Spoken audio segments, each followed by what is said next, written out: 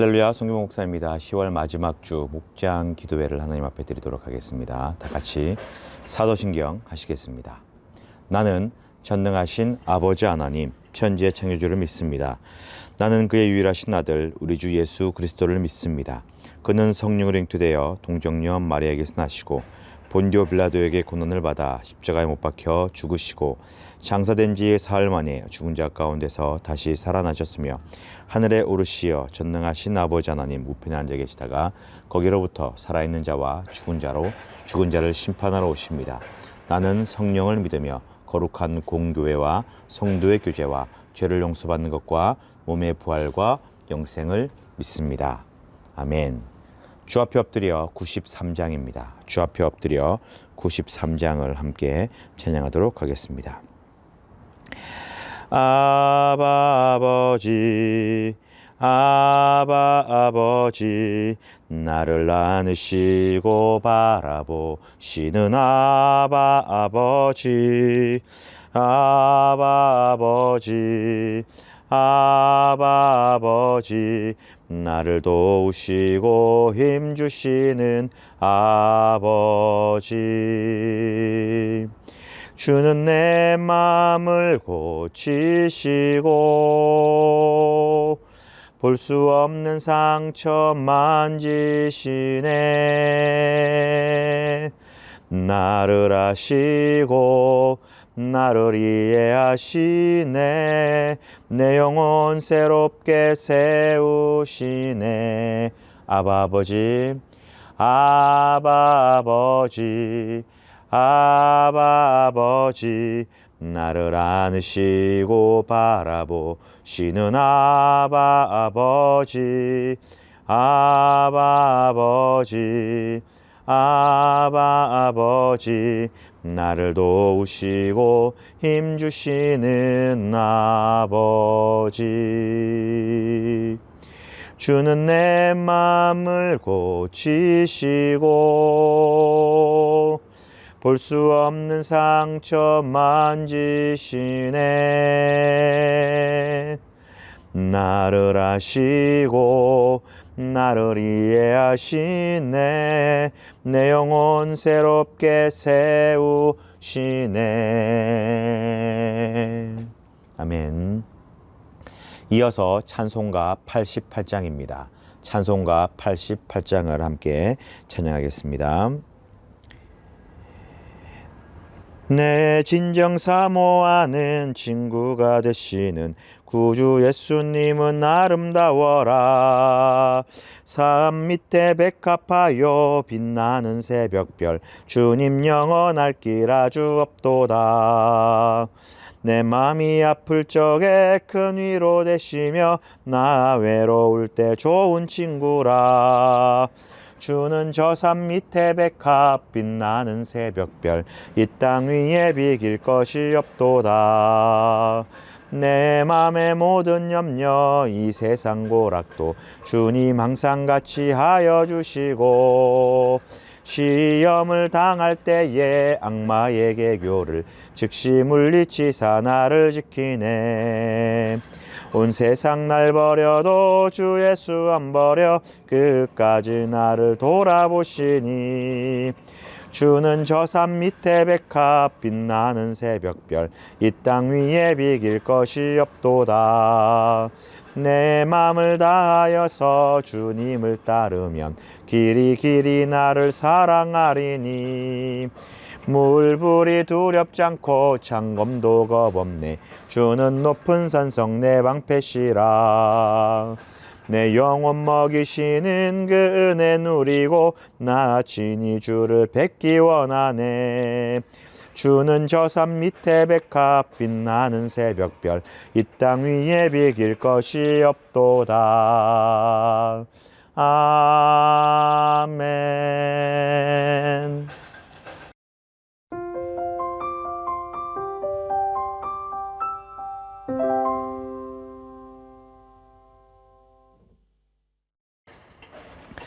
다 같이 합독하시겠습니다. 그 후에 암몬 자손의 왕이 죽고 그의 아들 한운이 대신하여 왕이 되니 다윗이 이르되 내가 나하스의 아들 한운에게 은총을 베풀되 그의 아버지가 내게 은총을 베푼 것 같이 하리라 하고 다윗이 그의 신하들을 보내 그의 아버지를 조상하라 하니라. 다윗의 신하들이 암몬 자손의 땅에 이름에 암몬 자손의 관리들이 그들의 주 한운에게 말하되 왕은 다윗이 조객을 당신에게 보낸 것이 왕의 아버지를 공경함인 줄로 여기시나이까. 다윗이 그의 신하들을 당신에게 보내 이 성을 엿보고 탐지하여 함락시키고자 함이 아니니까 하니 이에 한운이 다윗의 신하들을 잡아 그들의 수염 절반을 깎고 그들의 의복에 중동볼기까지 자르고 돌려보내매 사람들이 이 일을 다윗에게 알리니라. 그 사람들이 크게 부끄러워하므로 왕이 그들을 맞으러 보내 이르기를 너희는 수염이 자라기까지 여리고에서 머물다가 돌아오라 하니라. 암몬 자손들이 자기들이 다윗에게 미움이 된 줄 알고 암몬 자손들이 사람을 보내 벳르홉 아람 사람과 소바 아람 사람의 보병 2만 명과 마아가 왕과 그의 사람 1,000명과 돛 사람 12,000명을 고용한지라. 다윗이 듣고 요압과 용사의 온 무리를 보내매 암몬 자손은 나와서 성문 어기에 진을 쳤고 소바와 르홉 아람 사람과 돛과 마아가 사람들은 따로 들에 있더라. 아멘.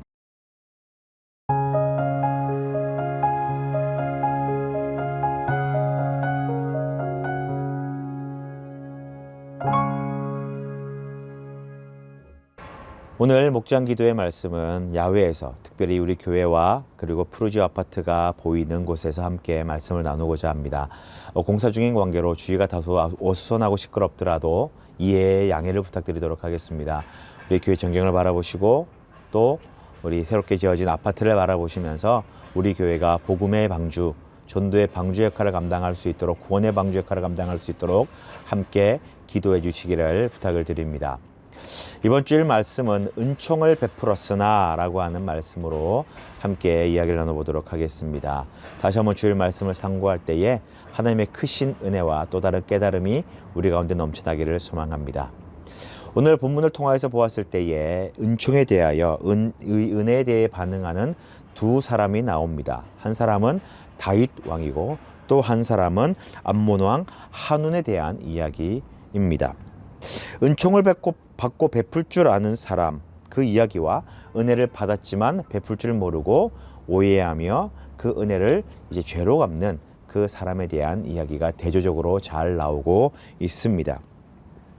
자, 암몬의 왕인 나하스가 죽음을 맞이하게 됩니다. 그리고 그의 아들 한운이 왕이 되었습니다.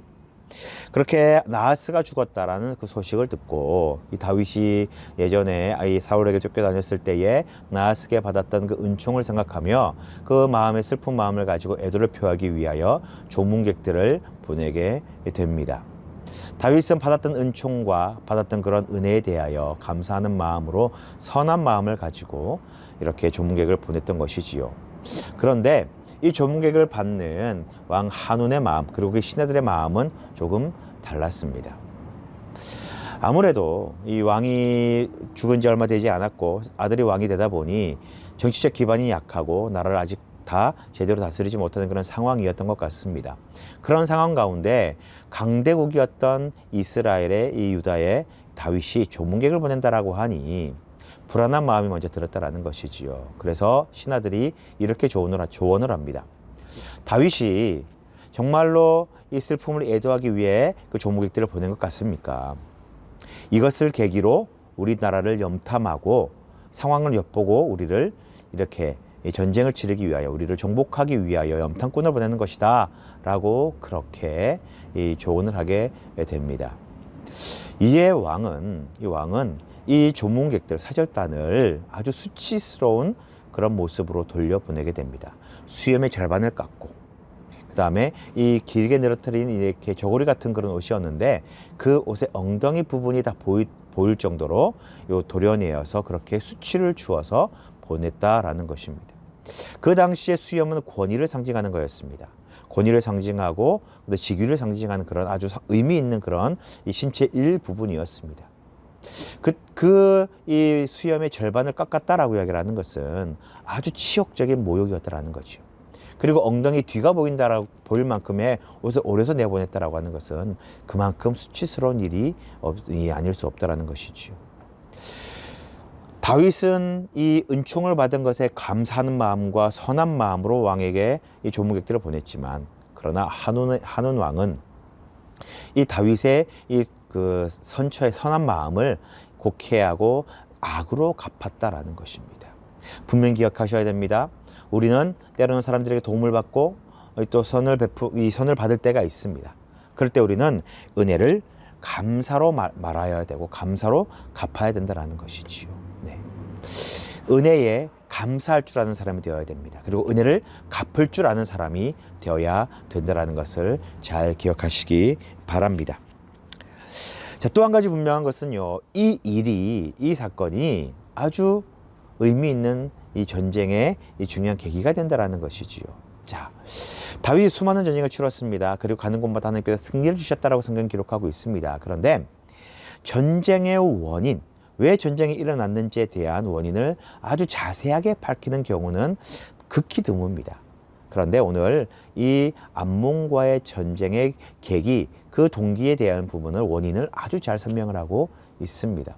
즉 다윗이 보내었던 조문객들을 수치스럽게 내보냄으로 말미암아 이 다윗에게 미움을 샀다라고 생각하는 암몬이 주변의 여러 강대국들을, 주변의 나라들을 규합하여서 전쟁에 대비하는 것을 계기로 하여 이제 다윗이 군대를 파송하게 되고 보내게 되고, 그리고 그곳에서 큰 전쟁을 이제 치르게 되었다라는 거죠. 그리고 다윗은 여기서도 마찬가지로 승리를 거두게 됩니다.